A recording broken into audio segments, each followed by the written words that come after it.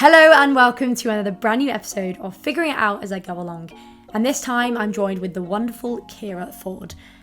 Kiera and I met doing student radio and have got a shared passion for the world of audio, so I knew she'd be an excellent guest on the pod. In this week's episode, Kiera and I dive deep into the difficulties of seeing your peers with their dream jobs on LinkedIn whilst battling job rejections yourself, whilst also tackling the conflict of celebrating other people's wins whilst also crediting your own hard work and effort too. From there, we reflected on how friendships can change drastically in your 20s as our priorities, routines and locations change drastically from year to year. We talked difficult friendship breakups to touching reunions and cherishing these connections, even if we can't see people as much as we'd like to. It was a therapeutic episode, I must say, and I really enjoyed reflecting with Kiera about some things that I hadn't really given much thought to before. Thank you for being a super guest, Kiera, and I can't wait to hear what you guys think. Enjoy! Hello, Kiera. Welcome to the podcast. How are you doing today? Hi, I'm doing well. Thank you so much for having me. Thank you for coming on. This is I'll let you explain a little bit about yourself and how we know each other, but it's a little bit nostalgic being behind a mic with you on an episode. It feels pretty cool. I know. It feels like ages ago that we used to be on Curtain Call together. Yeah. It really feels like a long time ago, but it's nice that we've sort of maintained a connection over the years. Oh, hell yeah, definitely. Do you want to do, that was a little bit of a teaser, I guess, a little bit of an introduction about yourself, about, I don't know, how we know each other, what you're doing with your life, anything you want to share about Kiera, go for it. Yeah, for sure. So Katie and I met doing Leeds Student Radio, I think in my first year, when you might have been head of home time. Or maybe it was second year you were head of home time. I don't remember. But anyway, we met through some mutual friends in LSR. And we started doing a show together called Curtain Call, which is all about musical theatre and inviting on different societies and talking to them about the shows that they were putting on, and kind of like sharing that common interest was really cool. And then my journey in student radio kind of just spiraled from there. I started getting onto the committee, head of music, deputy station manager, and then ultimately last year my full-time job was to be the station manager for the student radio. So I'm very interested in working with audio, radio, podcasting, all of that. So I feel right at home being on your podcast today. Hell yeah. But currently I am a full-time bartender, which is crazy. Wasn't really on my 2025 bingo card, but loving it nonetheless. And yeah, living in Leeds, young professional life. It's very exciting. Yo pros. I had someone call it that recently and it just made me laugh so much. I'd keep using it ironically, but I feel like I'm going to start saying it seriously. No, honestly, I've never heard that. It's so funny. Someone said about how Kirkstall, which if you don't know is an area of Leeds, is the Yo Pro area, and I was like, the what? And I'm like, young professionals. I was like, no, I've never heard anyone call it that, and now I've started using it ironically, and I just think it's so funny. So yeah, there you go. I love that. A Yo Pro in Leeds. But yeah, no, honestly, Kiera is super talented. Station manager is such an accolade. How did you find that? It was crazy. I think the thing about being station manager for Leeds Student Radio is that every year is really unique. You can go in with a strong goal and a vision for what you want to achieve with the station, and then by November something so unexpected and drastic has gone wrong that all of your goals and ambitions just get derailed and you have to kind of pick up the pieces. So that was a massive challenge, but I think with any big challenge comes a big sense of reward and accomplishment when you're able to kind of move through that. And I'm super proud of all the work I did. I literally wouldn't change a thing. And it was a dream job for me. So to have been in your dream job before the age of 30 is probably quite a good accomplishment to have, I guess. Yeah, 100%. How did you find that segue from I would assume, but maybe that's not right to assume, that it was quite a nice transition into working life, being in the context or an environment that you kind of knew quite well with people that you probably knew. How did you find that jump up, or did it just kind of flow seamlessly? Yeah, it was quite seamless, to be fair, obviously, because I knew what I was working with. I'd already been in the society for 3 years before that. So I felt right at home kind of jumping into a more professional role. A lot more responsibility, obviously, and a lot more pressure. But yeah, it definitely made it easier. Say if I'd have gone on to be like working in a community station or something like that, you'd have the initial challenge of kind of getting to know a new playground, if you like. Yeah, definitely. But thankfully, I didn't have that. And working alongside all my friends as well, and being their boss was a bit weird, but yeah, it was really fun. And I just wish that rather than kind of transitioning now into this full-time hospitality life, I could have sort of kept on my radio journey straight out of that job. But I'm still working on things in the background, so yeah. Yeah, exactly. And I think I heard someone describe it recently about like every creative has to have a muggle job, almost like, they're a wizard on the side, but also like a way to pay the rent and earn things and get other experiences whilst they're grafting in the background. So like you've got so many, strings to your bow already. Just because you're working in hospitality now doesn't mean that you won't be able to use it in the future. It's just like building back up to that. Yeah. And so you said that you were enjoying it. Let's kind of dive into explore that. How would you describe this chapter of your life then? So post uni, post station manager, where would you describe where you are right now, emotionally, physically? It's definitely like a buffer period. We're kind of in like a filler episode of this season of my life, I think. Um, but I was speaking to a good friend the other day. I was getting really in my head about kind of where everybody else, because obviously being in a student radio community and a student journalism community more broadly, you're constantly surrounded by people who all have the same goal and they're all working in the Yeah. same industry. And you see like the achievements and the opportunities that they've had, and you're like, oh, for God's sake, like why not me? But my friend said to me, Kiera, you've only been out of station manager for, which at the time it was only 3 months. And that just like flipped a switch in my mind where I was like, I've got my whole life ahead of me. I've got Yeah. all of this experience under my belt, as you said. And I just have to wait for my time and my chance. And I've had a few opportunities in the meantime, which have been really cool. But yeah, I'm kind of just in a bit of a buffer zone with working at the bar, which again like comes with the annoying sidebar that like because I'm there full time 40 hours a week, always on my feet, quite often I'm quite tired in my downtime, and where Yeah. I want to be working on other projects and opportunities, I just don't have the capacity because I've been socializing with customers all day or running up and down the stairs and carrying boxes of prosecco and things like that. I'm just so tired Heavy. that Yeah. yeah, I don't have the brain capacity left. Yeah. But then again, there are other days where I'm really locked in and productive. So I take life one day at a time at the minute. Yeah, no, I understand that. That makes sense. I think it's a good way of living your life is just seeing what occurs and what pops up. It can be really easy to like insert yourself so far in the future and think like, why am I not there? Or like, oh God, what is that future going to look like? I think it's really interesting what you said about like comparisons, especially in the context of a lot of your friends or social circles being in the industry that you want to get into. I think that adds a really interesting subliminal element of competition. I remember finding that with student radio, being like, I know I really want this, but like, I don't know if I have the energy to compete. And I found that quite tricky at the time. Did you ever find that? Yeah, definitely. It is just because everyone around you is working on that goal, and there are only so many spaces, there are only so many feet that can get in the door. And when Mm, it's not your feet in the door, it's kind of like it's infuriating because you know that you've got the skills yeah. and the experience and you're working really hard and you're doing all these shows and podcasts and modules at university, and like my whole dissertation was about how young people engage with radio, Mm, because obviously that's been a concern for a while, is trying to like mobilize young people to continue listening to radio so it yeah. quote unquote doesn't die. um so yeah, like putting your whole life and like having your social group also putting their whole life into the same industry can be really challenging. Because obviously you want to support your friends' achievements and opportunities, but I do find myself getting very jealous of people, um, unfortunately. But I think everybody does. I think that's so understandable and it's so like prevalent. Do you think there's anything that like particularly triggers comparison most for you? Is it like social media? Is it conversations with friends, or is it a mix of them all? What kind of makes it ring true in your brain like the panic?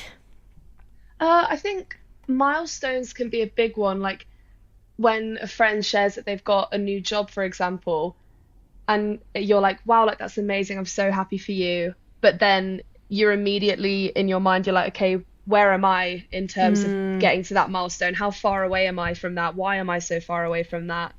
mm. But also I think social media can make that a lot worse. I've had to delete the LinkedIn app from my phone, and I I was going limit to say myself LinkedIn. Me too. I've deleted it from my phone as well. I limit myself to one LinkedIn session, 1 hour a week, where I go on, I look at the jobs, and then I quickly go through the feed. But when it's people constantly like shouting about what they've done, I find that really quite like it makes me feel like I'm drowning in it a little Yeah, bit. Um, 100%. so yeah, I don't rock with LinkedIn. I actually honestly I know it's people don't consider it the same level of social media as like Instagram and everything, and it really depends what it is that you're personally finding yourself comparing with other people the most. But if it is something like career, like I've been in exactly the same position as you, when I'm seeing people, especially younger people, or like ones that have got that kind of dream job straight out of uni, and they're set. And then you're seeing them post about it and they're doing those weekly updates and it's all this. And I'm like sat there being like, my main goal when I go on LinkedIn is the job side of things. Yeah, And every time I accidentally click on the feed, it's like, oh God, I don't even want to apply anymore. You know what I mean? It's like, what's the point? yeah. Um, and it's harder almost like with people that you kind of vaguely know but don't really know that well, but they've added you on LinkedIn. Why do people add people on LinkedIn that they like? It's weird. I don't know. Like that they want Yeah. to connect with, but like they don't really know. Like loads of current LSR members add me. I'm like, I've been gone for years, and then they're doing better than me, and I'm like, oh, I don't know why I added you. Like, it's really difficult. How do you find that comparison then? Sorry, affects your mental health, your motivation, your general like moving forward with the industry. I think it really it depends. Because I have my own connections industry wise that I've Mm-hmm. met through things like the Student Radio Conference and the LSR mentorship scheme Yeah, and things like that. So I have my own personal circle of connections and my own like motivators and people that I can go to with my questions. yeah, So when I see, for example, that somebody's got a role that maybe I'd applied for and been rejected from, or something that I would have liked to have done but didn't know about, yeah, it it's kind of just like taking yourself through like a few steps of being like, okay, that's not worked out for me. Maybe that wasn't meant for me. That person would be really well suited to the role, obviously. So like mm-hmm. trying to sort of, yeah, so like initially it's a big blow Mm. and you feel like a disappointment in yourself, but then you're like, well, this is somebody else's life and their achievement, so let them have that. Yeah, Focus back on your own circles and your own skills, really hone in on what you actually want to achieve and make that a small goal and work towards that and try and pick up the pieces for yourself, I think is really important. But mm. obviously that would be in an ideal world, and sometimes it can just be, as I said, like you can feel like you're drowning and feel really overwhelmed and just be like, Yeah, I don't even want to do this anymore, especially in an industry which is so based on having the right connections and knowing the right people and being in the right moment at the right time. yeah. No, So, that is so true. That yeah. 100%. Do you ever find like one thing I've definitely found when it comes to like the when I was in like an endless spiral of job rejections and stuff like that, I almost started to feel apathetic. Like I started to feel like at the beginning I was just like annoyed, like, oh my God, I really wanted that. Or I'd come home and be like upset or angry or whatever, that quite strong response to it. And then eventually there was one BBC job that I applied for that I didn't get. And I literally looked at the email and I was just like, like, I was just literally like so done with, do you know what I mean? Like I just kind of became a bit numb to it, which is quite sad in a way, in another kind of turn of thing. Have you ever found that where you've been like, not really, I mean you might not have done, that's absolutely fine too, but like where you're just kind of like, oh, I can't even be bothered to get annoyed about this anymore, like this is just frustrating. Yeah, I mean, not exactly that, because I am quite a person who gets quite deeply emotional. So I'm always, initially, I just get completely devastated. Yeah, oh no, And then definitely felt that 100%. after that comes a bit of numbness. But for me, it's more of a long-term thing. Like, rather than getting a rejection and kind of being numb and blank to that, it will be a couple of things that haven't quite gone to plan or gone the way that I'd hoped. And then I just be like, I'm going to give up. I'm not going to bother working on this anymore. Like, it's not working out for me. And that happened recently. I had quite a big career-based breakdown. I just called my parents. I was like, nothing's working for me. I was crying my eyes out. I don't want Oh, to it's do so this hard. anymore. And my dad was like, you can't give up. Like, you actually can't give up. You can give yourself 3, 4, 5 years, and if it's still not working out, then you can give Yeah. up. But you've barely even tried. Like, you need to get back on the horse. So my dad actually came up to visit me, and he brought me this like worksheet that he'd made, which was actually so cute. That's Um, so sweet. but it had like questions on it. I'm looking at it now on my wall. How do I change things? How do I create or pursue opportunities? And how do I deal with adversity or disappointment? So I've broken that down into different elements of my life, and then also turned that into goals that I might want to achieve at some point within the next year. There's no pressure. Like, it's just a Yeah. chance for me to reflect on where I was when I had that breakdown and where I want to be in a year's time. So that really helps. And then I just look at that every morning and I'm like, okay, what can I work on now? What's going to take a bit longer? What other things are happening in my life? As I mentioned earlier, like when I'm at work and I'm really burnt out from being on my feet and socializing all Yeah. day, some of that's not going to be possible, but some of it is. So there's lots of Yeah. control and like choice for me there of what I want to achieve. So that's quite helpful. Shout out to Mm. my dad for being a legend. What a legend. That's so lovely that you took the time and then brought it up as well with him. That is Yeah, so lovely. Like, because yeah, he didn't have to, people, he obviously felt that he obviously sees that in you, the talent and the like ambition. Obviously, anyone in this sort of situation, especially I feel like within the creative industries, is going to have that wobble, that moment. But it's so hard when it's you that's having the wobble to see out the other side of it. So it's so yeah. nice that your dad saw that in you and was like, look, I'm not letting you get off on this. I think that's so touching, and I hope makes you realise that, um, it's not forever, that there is a way of turning things around, but you're right, yeah, you can't do everything all at once. There are going to be days where you're not feeling good enough, like energy wise, you might be a bit ill, a bit under the weather, you might literally have a million other things to do, and you might only be able to tick one thing off the list, and then you might have other days where you're like, I'm feeling really inspired and I feel like I can tackle all of these things that I plan to do this week. You just can't predict it, can you, really? Yeah. I'm really intrigued as well. You said earlier, which is so great, when you were station manager, there were so many things that you completed and you did for the station that you were really proud of. Did you find that despite the kind of pride and the happiness that you felt completing these things, did you ever still struggle with comparison, kind of in parallel to that pride? Does that make sense? Yeah, absolutely. I think station manager of LSR, as you said, like it's an accolade. Mm. There's kind of like a history of people who've been station manager at any student radio station where it's like such an honor to even have the chance to lead a student radio station. Yeah. But every single step of my journey in that role, I was constantly looking back to all of the amazing people who'd done that before me and thinking, oh, but they did this and that was so cool. And like, how can I be better? Like, I need to be better. I need to do more. I need to pick this project up that I'd forgotten about, or follow back up with this person whose email I've not responded to for a week, and things like that. So Yeah.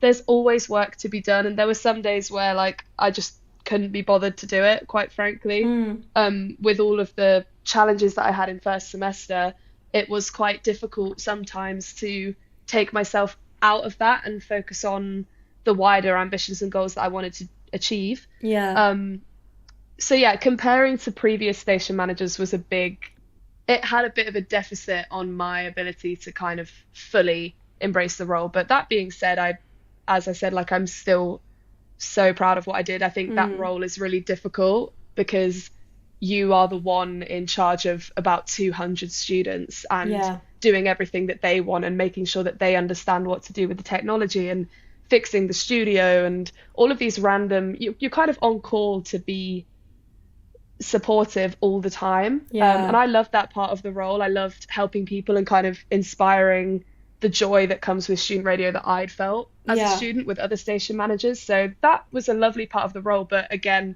derails the larger goals and the sort of more long-term projects that I would have liked to have done. So Yeah, that makes perfect sense. And I hadn't even thought about like comparison with previous people that you filled the shoes of.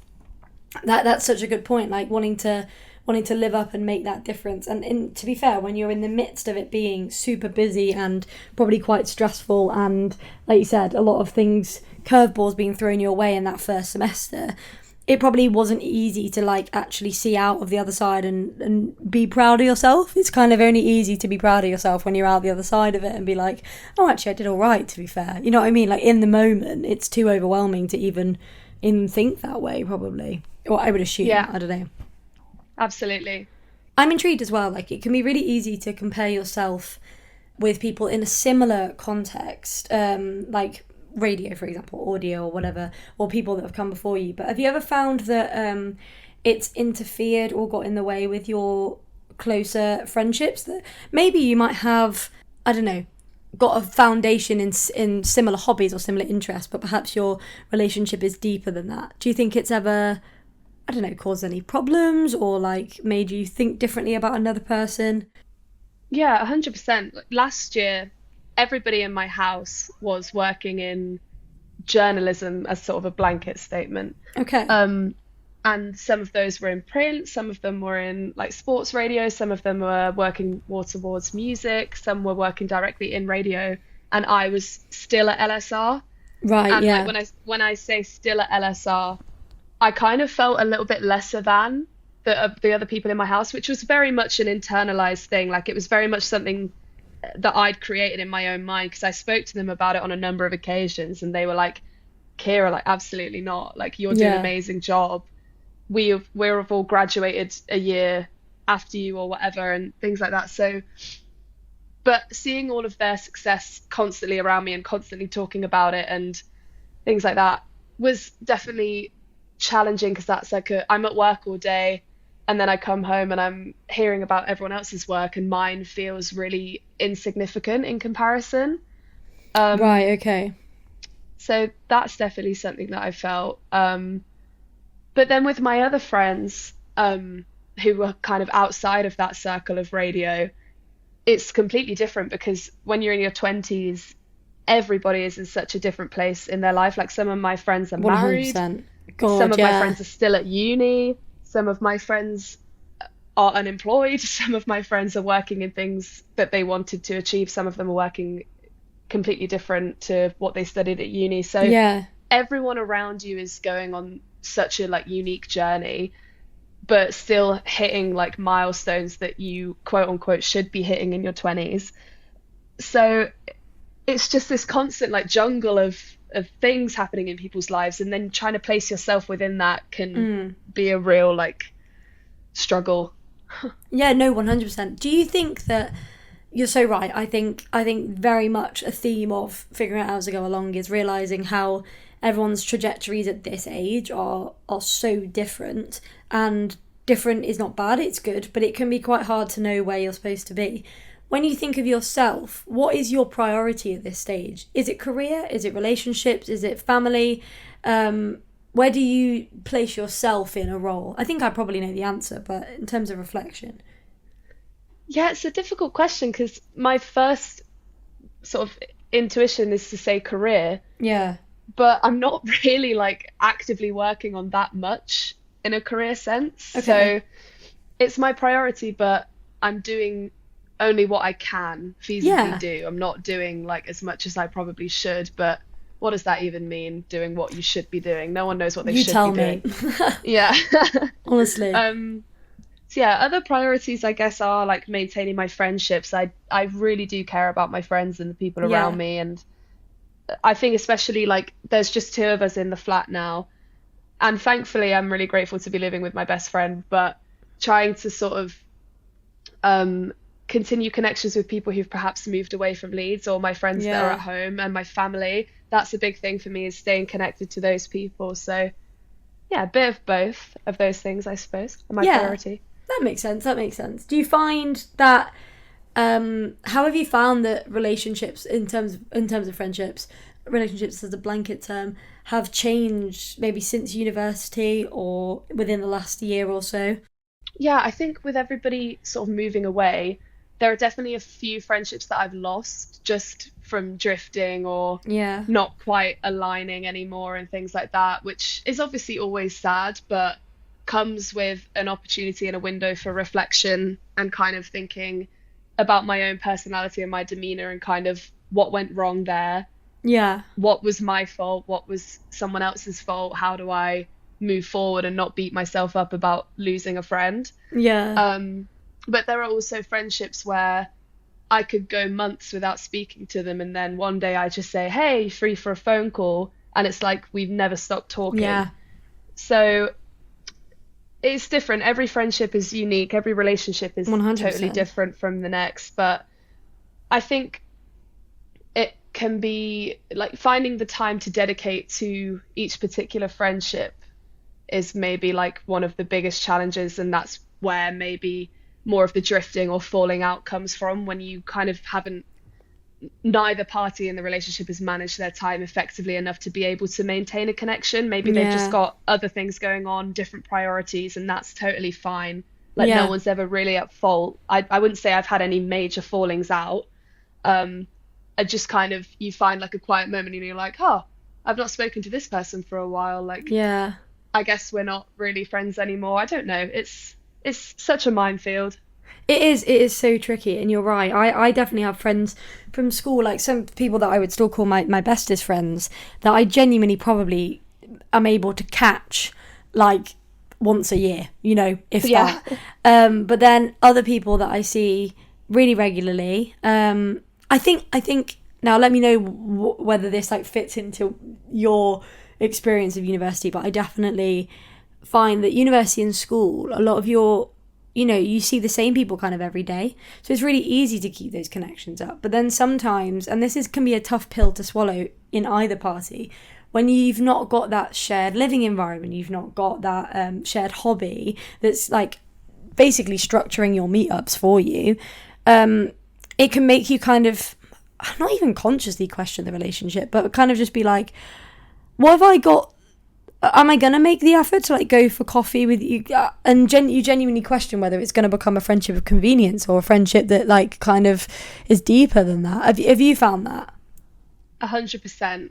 I think proximity is a massive part of friendships. And I think when that's taken away, the true like value and nature of that relationship becomes really apparent. Yeah. And when you remove that proximity, the shared interest, the seeing that person every day, and you think, yeah, what am I gaining from this? What do I have to talk to with this person? Like, what do we talk about? That's not really a friendship or a relationship that's going to be beneficial to either of you, probably. Yeah. And when we're all so busy and we have such different things going on, it's more difficult and more pressure and more effort to hang on to a friendship that was so based on proximity rather than an actual connection and a deep care for each other. That probably sounds quite cold-hearted, but no, I think you're spot on. Yeah.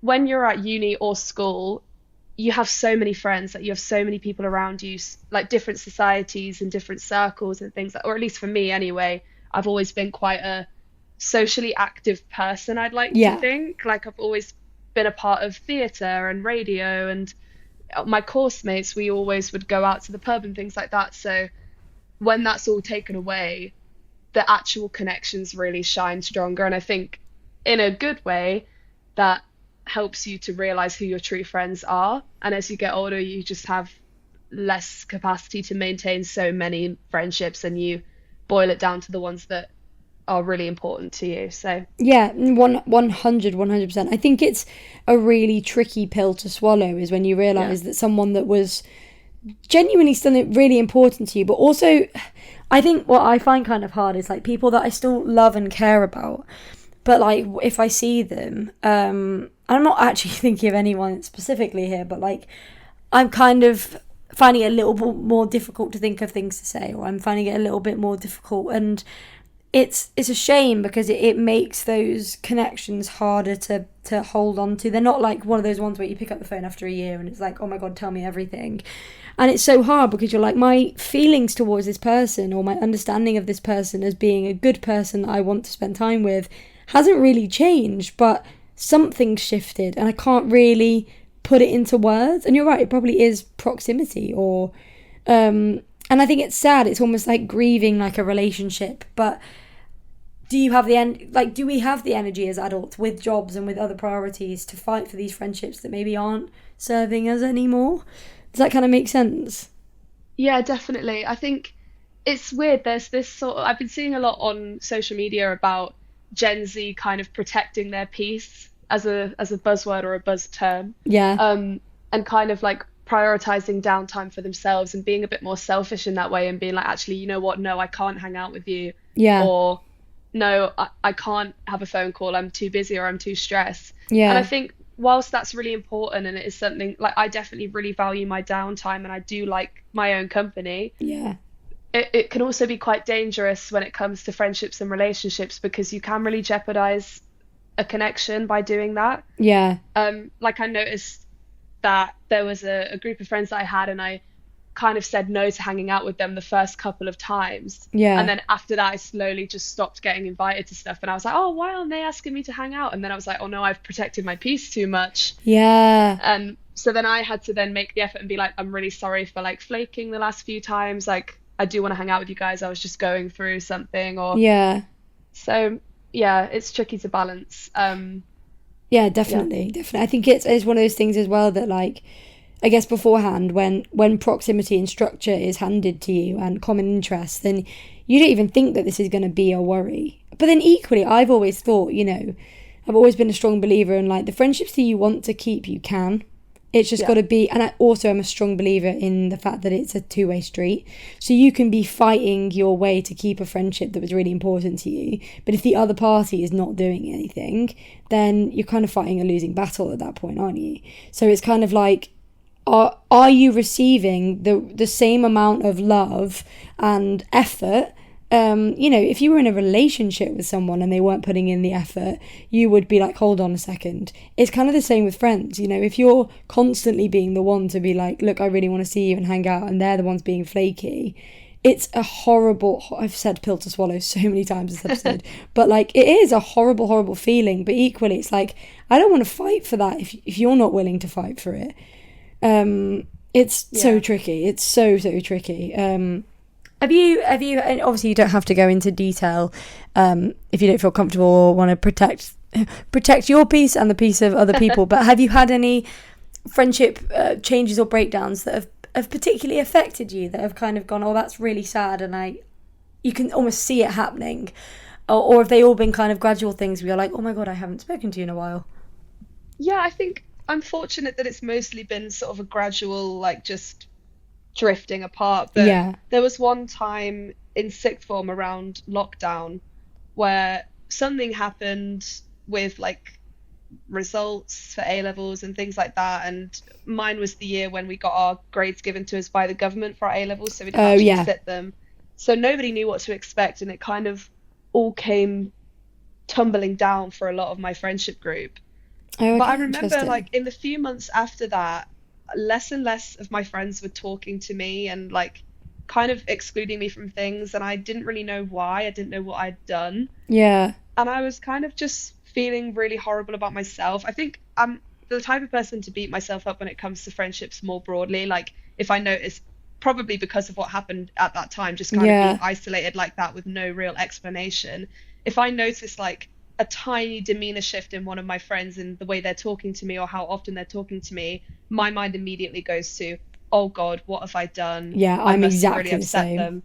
And it's so painful, like it's so annoying because almost 99% of the time you've done nothing wrong. That Yeah. person's got something else that they're dealing with that they haven't shared, or they're just tired, or they just don't want to talk to you all the time, and all of that is totally fine. But Yeah. for some reason, my sick and twisted brain tells me, Kira, you're being really annoying, like you're doing too much, like you've said the wrong thing. Oh, girl, So I know exactly that feeling. Tell me about it. why do we do this to ourselves? I'm constantly because again, it probably is because of like I was at an all-girls school, so Same girl. I had a lot of friendship troubles throughout like year 7 to 11. Hmm. Um, a lot of sort of gossiping and Yeah. horrible rumors and things like that. And being in a social group where the one person that left the room was immediately the one that we all started talking about. A very, very toxic Yeah, yeah, situation. yeah. I think that's done absolutely no good for my own judgment with my friendships now, even Yeah. though that was going on 10 years ago now that this stuff was happening, which is a horrible thing to say. That makes me feel really old. Um, Oh, don't even start putting years. No, I completely know what you mean.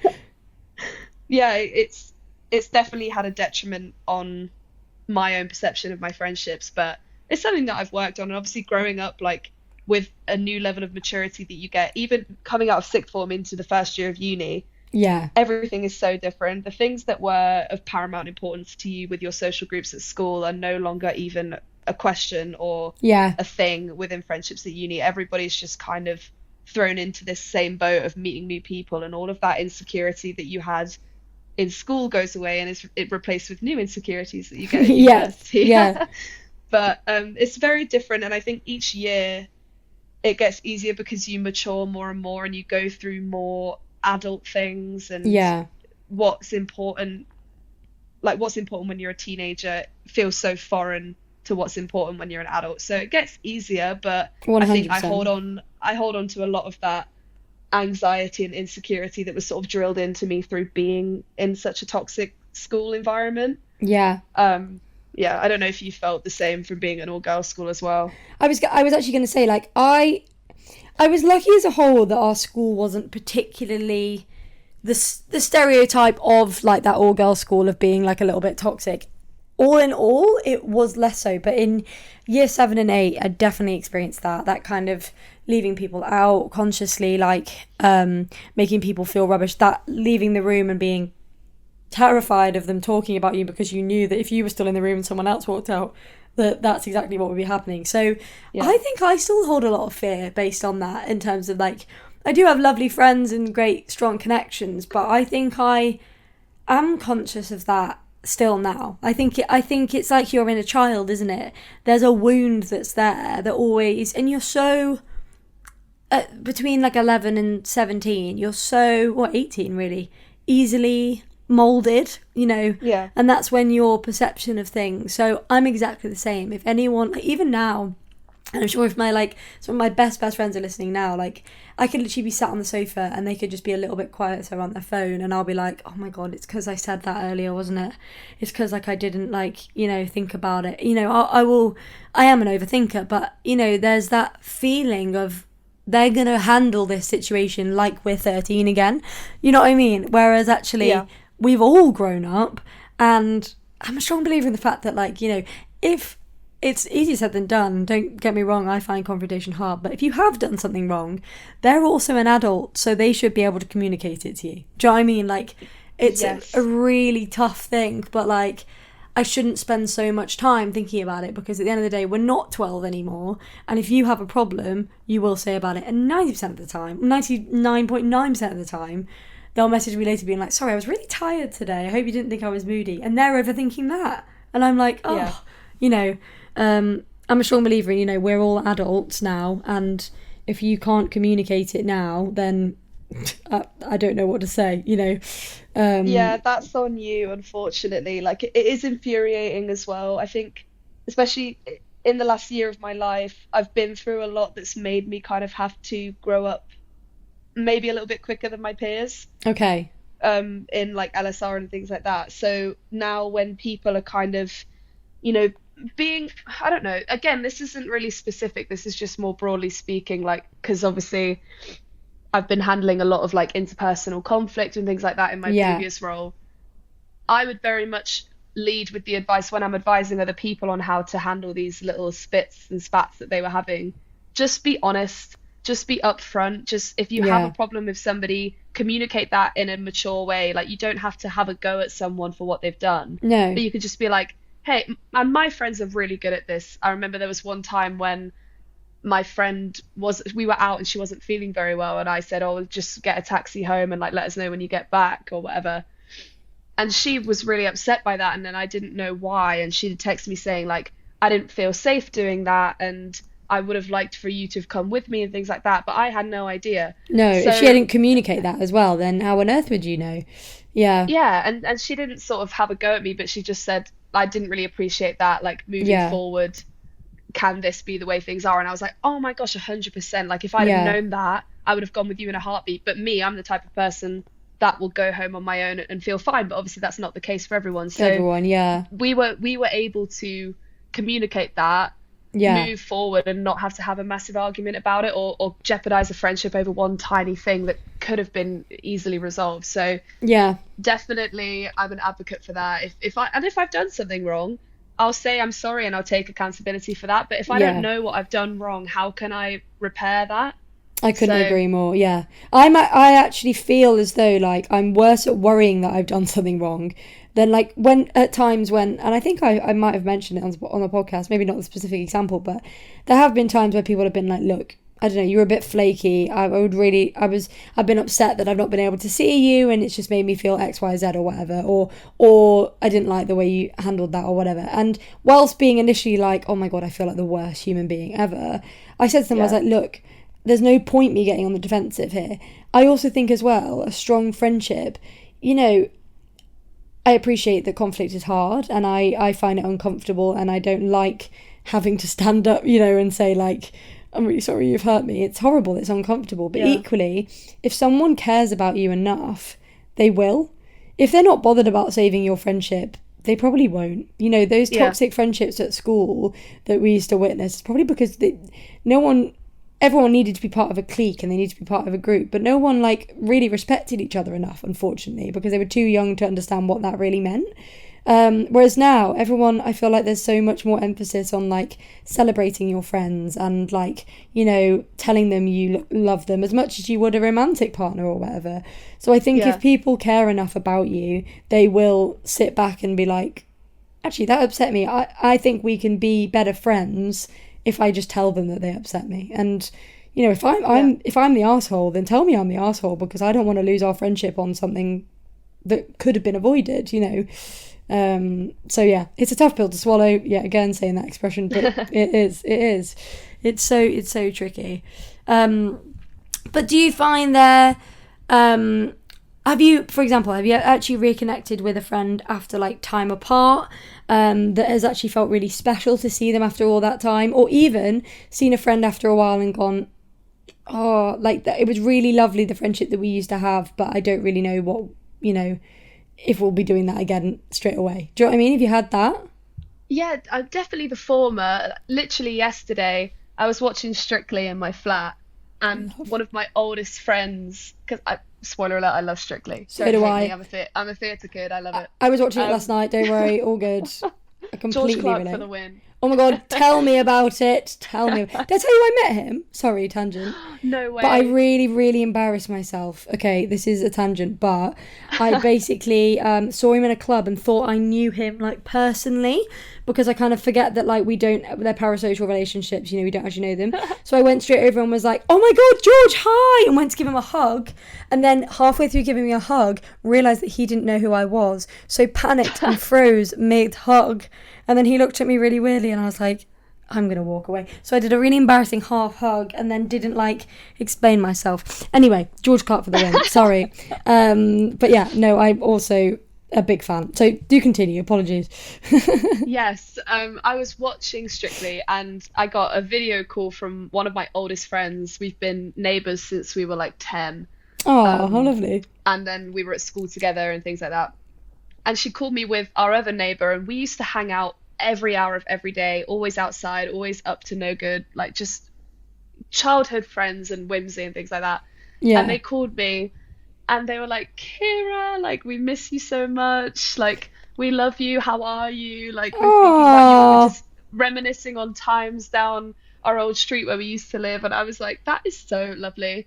And she is, as I said, one of my oldest friends. And we kind of had different circles as we got older.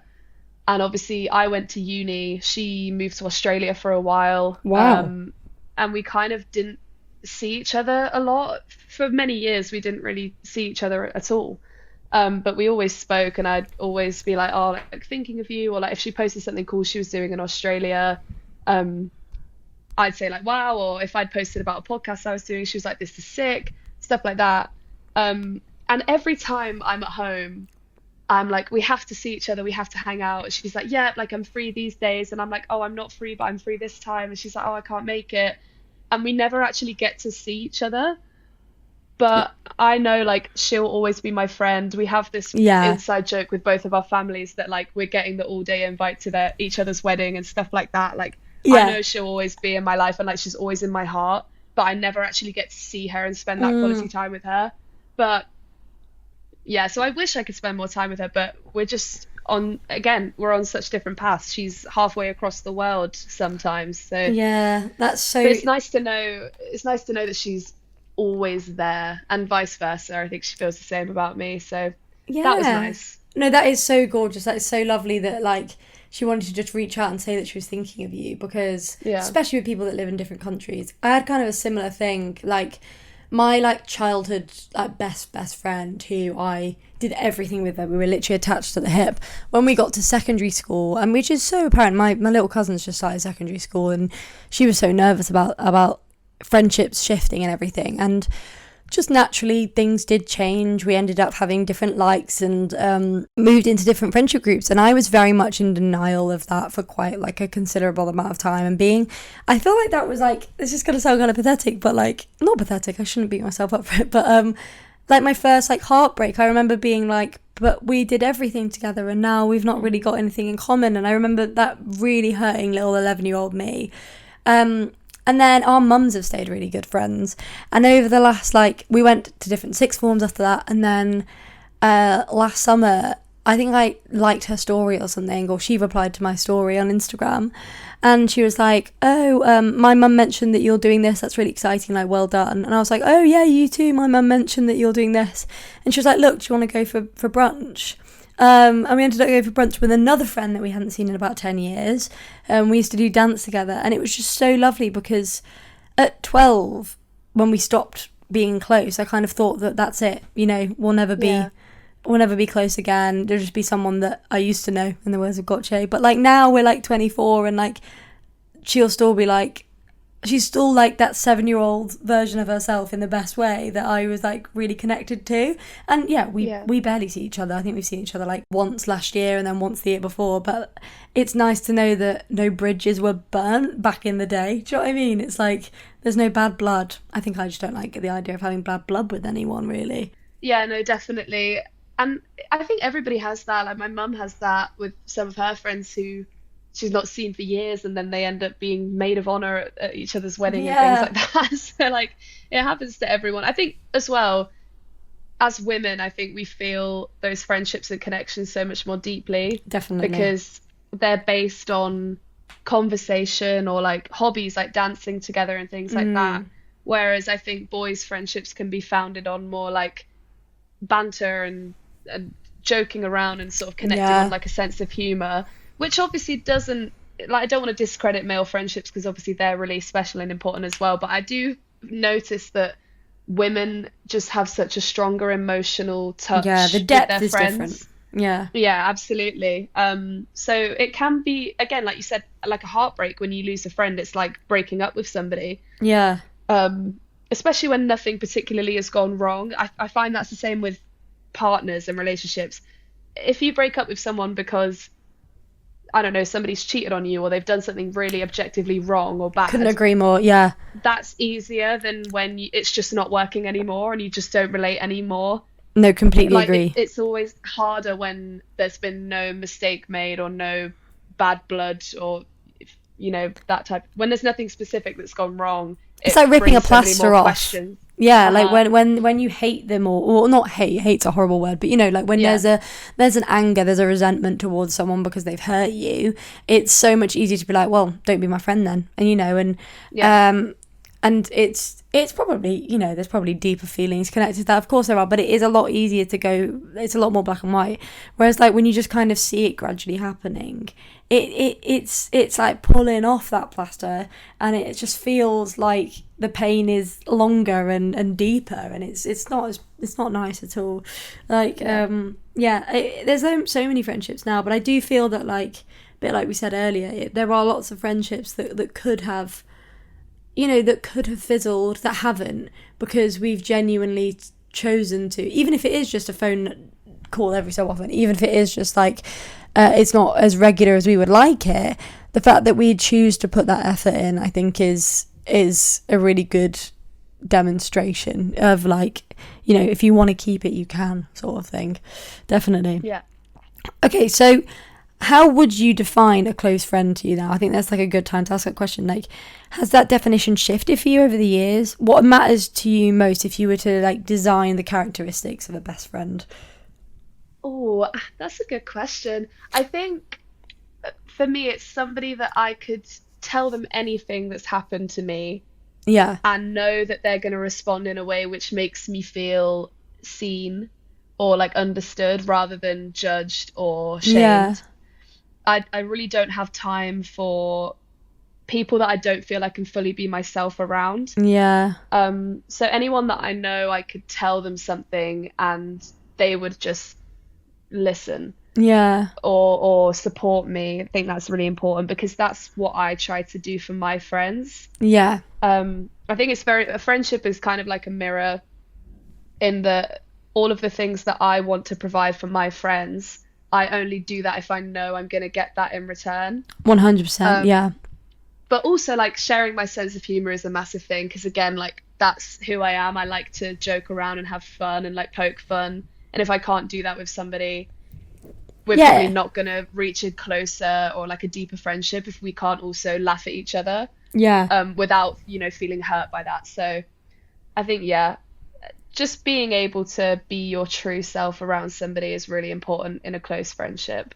Yeah, 100%. I think if your initial part of yourself is mismatched, you know, that kind of that sense of humor, for example, is, you know, you're not going to form that kind of like silly side of a friendship, which I think is just as important. But equally, Yeah. there are probably friends in your life that might be more the silly side, but you can't have those deep conversations with. So like the best friends are the ones that you can feel that you can take the piss and be silly and joke about, but then equally the ones where you can have a late night conversation about your deepest, darkest fears. Like, I think that is the recipe, probably a combination of all of those. Do you think Yeah. shared, I mean, this could lead into a whole other conversation, but shared values is an important thing within a friendship? 100%. If I develop a friendship with somebody and inevitably we start getting into politics or Yeah. current affairs and things like that, and obviously it's important to challenge different ideas and kind of hear different perspectives. But in a friendship and somebody that you trust, Yeah. if they have a political opinion or a sort of political standpoint that's completely the polar opposite of what I believe, Yeah. I see that as a massive red flag Yeah, so do I. because I think a lot of the time that one political opinion that sort of doesn't sit well with me is just the tip of the iceberg of a whole host of other things that they believe that don't quite align with me. Yeah. So like I'm happy to get into a debate at the pub with a group of people, but when it's my friends, it's a lot, again, like it's deeper. Yeah. It matters more to me because this is somebody that I trust and somebody that I want to share the things that I'm going through and stuff like that.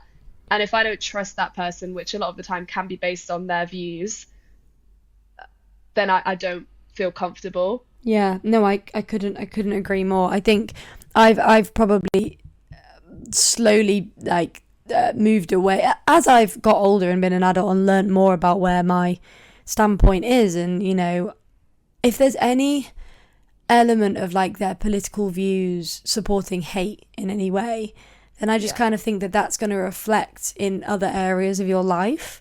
And, you know, if you can believe that about someone you don't know, then, you know, it makes me scared about, well, how are you going to treat me in a friendship? Or how are you going to treat other people in your life? And with the state of the world that it's in at the moment, it's quite scary. And like, I don't know, like lots of people, I can't believe people are like this. And it's so true, like politicians, like powerful figures across the world that are doing some horrible things. And then there are some people that you trust being like, oh no, I agree with them. It makes you go, wait, what? I thought this was something that was, you know, if I separate myself from it, then it's not quite as scary. But all of a sudden it feels like it's in your life, you know. And I think that I completely agree. I think it would affect the depth of the relationship or allow me to ask more questions, I think, in a different way, definitely. So yeah, Yeah. I completely reiterate what you said there. Okay, so as we start to kind of come to an end, there are two questions. I think it's been a lovely reflection on friendship today. I think it's made me think about things in a completely different way. And with those things in mind, or equally, you can answer these questions regardless of the topic. There's two questions that I always ask. One of which is, what is something that you're grateful for today? Ooh, my friends. Perfect. Yeah. Yeah, no, like that is the first thing I come to. Like I've been going through a lot lately, and just having that small amount of best friends that I can count on one hand, Yeah. who have just been absolute godsends and just so supportive and so just telling me exactly what I need to hear. I'm so grateful for that. And Mhm. anytime I kind of find myself in a shame spiral and feel isolated, I know that there are 5 or 6 people that I can speak to, pick up the phone, and that's so important. Yeah. Especially like when if you feel lonely, to have those friends around. And that's always what I do when I feel lonely, is practicing gratitude more broadly. So definitely Yeah. grateful for my friends. That's so beautiful. I think it's so true. And I think what you said there about having people that will hold you accountable as well is a really, really Yeah. important thing. I think the best friends that I've crafted now are ones that would not only, pick me up when I'm feeling low, like you said, and, some of my friends have really, I love that. Have you seen that thing on TikTok where it's like, my friends have really healed the heart they didn't break? And I just think that's such a lovely way of putting it. There were so many times they've picked me up and protected me from other people that have been like more nasty. But then equally, they will turn around and be like, Katie, you shouldn't have done that. Like, that was the wrong Yeah. thing. And I actually have so much respect for my friends that feel like they can do that. You might not want to hear it at the time, but you know that they're right. Do you know what I mean? So yeah, what a lovely. I know that obviously the episode kind of led into that a little bit, but I think it obviously seems that you've got some lovely connections. That I'm so glad that you practice that gratitude daily, and I'm sure they know as well. I'm sure you let them know regularly too. Okay, and Yeah. then something else then that is fitting with the figuring out as I go along theme is, what piece of advice or just a message that you'd pass to your younger self? Now you can choose a version of yourself at any age, whoever you believe needs to hear that certain message the most. I would just say don't be so hard on yourself. Yeah, Um, that's a good one. and recognize your achievements as much as you recognize your flaws. Wow, yeah. Um, and yeah, be more grateful and be more aware of what you have, I think is really important, Yeah. especially when it feels like everything's crumbling around you. Just remind yourself of what you have and be fortunate that you have that, because not everybody does. Yeah. That's what I'd say. I think that's really lovely and so eloquent as well. What version of yourself is hearing that? Is it adult Kiera? Is it student Kiera? Is it teenage Kiera? This is teenage Kiera, because she constantly beat herself up all the time, and she shouldn't have done that, because she had many qualities that people loved and adored, and many people that loved and respected her, and she felt like no one did. So, Oh, that's such a beautiful message. I really wish we could speak to our younger selves. You me know, too. I know it's not possible, but I just think that, well, we can within ourselves. We can speak to that inner child and help to heal ourselves. But it would be nice to be a bit of a guardian angel for ourselves in the past, and really allow them to push forward in that respect. Oh, that's a Yeah. beautiful, beautiful way of reflecting. Thank you so much for all your thoughts today. Is there anything that you believe we haven't covered? Any messages that you want to transmit as we start to come to a close? No, I think this has been great. I've learned a lot about myself and a lot about you, and where you feel like you've got new things to reflect on, I feel the same. So, yeah, I feel a lot better than I did before we came on this call. It's been kind of like Ah, therapy in a way, so thank you for that. no worries. I'm so glad. That's exactly the kind of element I want people to be able to reflect on their life and take the positives and think about where things they want to build from. That's the therapeutic element that I want to pass along. So I'm glad that you felt that energy. That's really, really good. But Yay. anyway, good luck with your future career and the bar work. I'm sure you're going to smash it no matter what it is. But in the meantime, we'll figure it out as we go along. Bye. Bye.